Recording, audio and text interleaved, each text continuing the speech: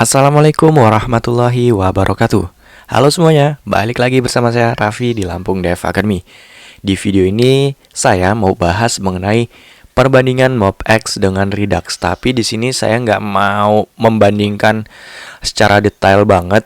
Saya cuma mau cerita sedikit aja mengenai pengalaman saya yang beberapa hari yang lalu ini membaca mengenai MobX. Sebelum masuk ke pembahasan, saya mau sedikit promosi. Saya lagi nulis buku mengenai React.js dan targetnya buku ini bisa mencapai 400 lembar halaman. Dan ini ditulis menggunakan kertas A4 kalau nggak salah. Nah, jadi di buku ini saya nulisin pengalaman saya kurang lebih selama hampir 3 tahun menggunakan React. Semua saya tulisin di situ. Buat kalian yang ingin memesan buku ini, silahkan ditunggu aja kapan rilisnya karena bukunya masih dalam proses penulisan. Oke, masuk ke pembahasan mengenai MobX. Kita bahas secara singkat ya. Menurut dokumentasinya, MobX itu apa? MobX ini Simple Scalable State Management. Dan MobX ini nih gak cuman terbatas untuk React doang. Tapi MobX ini bisa dipakai di banyak framework yang lain, kayak Angular, terus Vue.js, bahkan di Flutter juga bisa menggunakan MobX. Nah, saya kenal MobX beberapa hari yang lalu, dikasih tahu oleh teman saya kalau ternyata kita menggunakan MobX itu bisa mengurangi baris kode project yang menggunakan Redux. Nah, kenapa begitu? Karena untuk membuat state di MobX kita ini cuman bikin mirip banget kayak OOP. Jadi ada state-nya ini ya, ada state-nya, terus kita bikin konstruktor untuk membuat auto observable.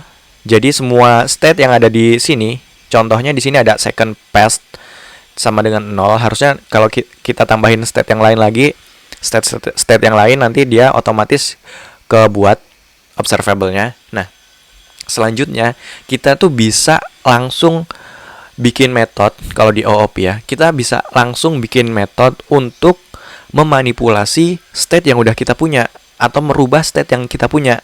Contohnya ini second pass. Ini metodenya adalah increase timer. Nah, increase timer fungsinya itu state yang lama ditambah 1. Jadi value-nya ini, si second pass-nya ini, dia ini bakal nambah-nambah terus. Untuk membuat state cuman sesederhana ini doang.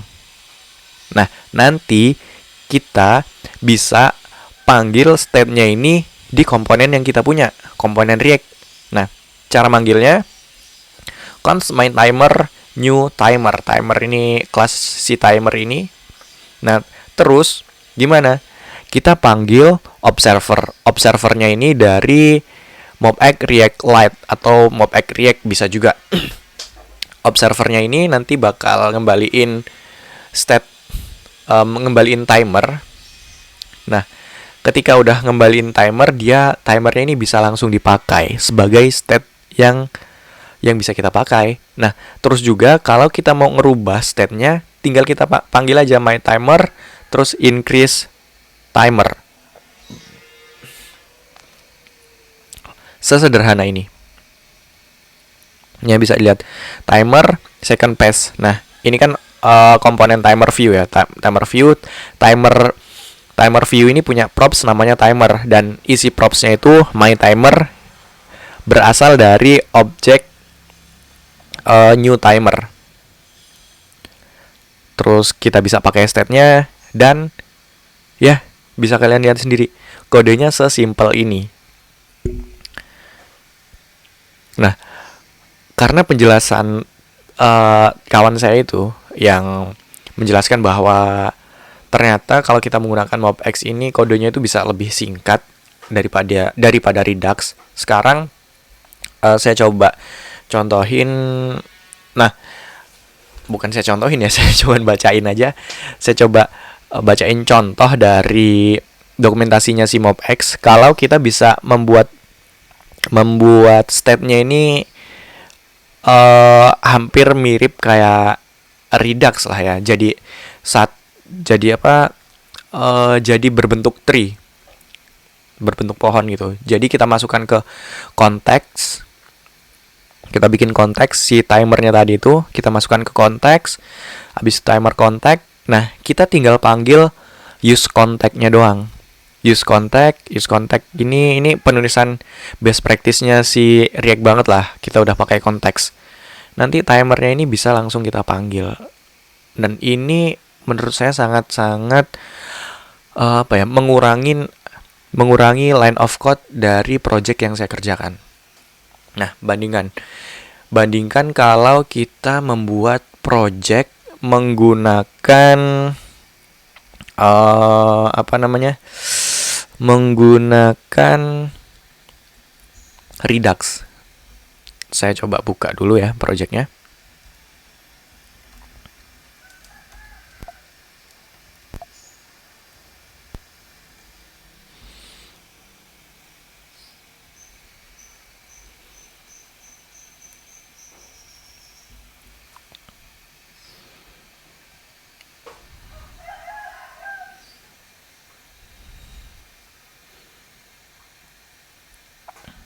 Oke, untuk kita membuat counter aja, kita ini butuh banyak file. Yang pertama, untuk membuat counter, kita butuh yang namanya action. Terus, kita butuh yang namanya reducer. Terus lagi, sebenarnya yang di contoh ini bukan best practice-nya membuat reducer di Redux. Kenapa gitu?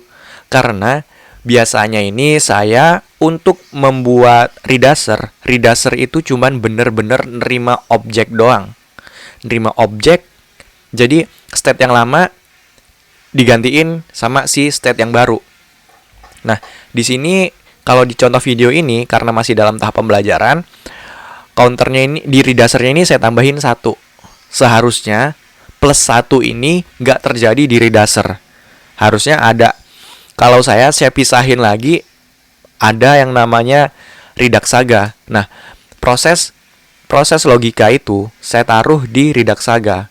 Nah, jadi kalau saya mau nambah increment aja, saya ini harus bikin file yang pertama bikin action, bikin reducer. Reducernya ini pure nerima objek doang, nggak ada manipulasi data di sini, nggak ada proses logika di sini harusnya. Untuk mengikuti best practice ya. Habis itu cuman action, reducer, kita buat satu file saga. File saga ini gunanya untuk memanipulasi data, untuk nambah, kurang, intinya memanipulasi lah. Nah, terus saya bikin selector untuk manggil state-nya, state si Redux-nya. Dan lagi kita harus bikin file yang namanya string. String ini gunanya untuk membuat variabel atau membuat konstanta, yang mana konstanta ini nantinya kita pakai di action untuk mendefinisikan action type, dan di reducer untuk ngecek sini. Nah, kita cuman membuat increment aja ini harus ribet banget nih. Harus bikin 1, 2, 3, 4, 5 file. Nah, ini nih bener-bener buang-buang waktu kalau menurut saya. Apalagi kalau mengikuti best practice yang saya utarakan tadi, bahwa saya ini biasanya membuat reducer ini bener-bener pure nerima objek doang. Menurut saya membuat reducer ini sangat buang-buang waktu, karena kita ini cuman mengganti state yang lama dengan state yang baru. Nah, kita harus membuat objek reducer ini. Semakin banyak state yang kita miliki, maka semakin banyak juga reducer yang harus saya buat. Nah, padahal kan dia kan gunanya cuma untuk ngerubah state lama ke state baru doang. Nah, karena permasalahan itu, saya coba cari-cari lagi library dan ternyata ada library yang namanya Redux Toolkit. Nah, Redux Toolkit ini gunanya itu untuk menggabungkan antara action dan Reducer. Menggabungkan antara action dan Reducer menjadi satu file aja. Jadi, nanti kalau kita menggunakan Redux Toolkit, ada yang namanya itu slice. Nah, dengan slice ini, kita ini nggak perlu bikin file yang namanya file action dan string. Nah, jadi dengan Redux Toolkit ini udah berkurang kan line kodenya. Berkurang dua file ini hilang, cuman jadi ada satu file doang. Ada namanya slice. Tapi dia masih punya masih banyak baris yang kita butuhin. Karena apa? Karena kita semakin banyak state yang kita punya, maka semakin panjang reducer yang kita punya. Masih ada bukan reducer, tapi slice-nya. Tapi slice-nya itu bentuknya itu mirip kayak reducer. Ya, kita sebut aja sebagai reducer lah ya. Nanti di video-video lain akan saya jelasin. Mirip seperti reducer. Nah, itu kan masih panjang baris kodenya. Nah, kemudian saya saya dikasih tahu sama teman saya kalau ada yang namanya MobX, dan ternyata kalau saya menggunakan MobX ini bisa ngurangin line of code yang saya miliki itu 50% lah, kurang lebih 50%. Karena apa? Karena kalau saya belum menerapkan Redux Toolkit, yang dibandingkan dengan MobX itu, kita nih di MobX cuman bikin kelas state-nya, habis itu bikin initial state-nya, dan bikin metode untuk memanipulasi datanya.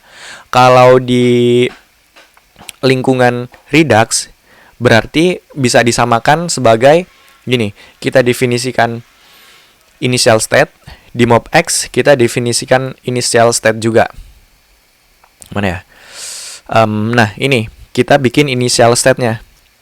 Terus kita cuman bikin konstruktor sekali, dan kita bikin metode untuk memanipulasinya. Nah, metode untuk memanipulasinya ini kalau kita samakan di lingkungan Redux, ini bisa disamakan dengan file Saga.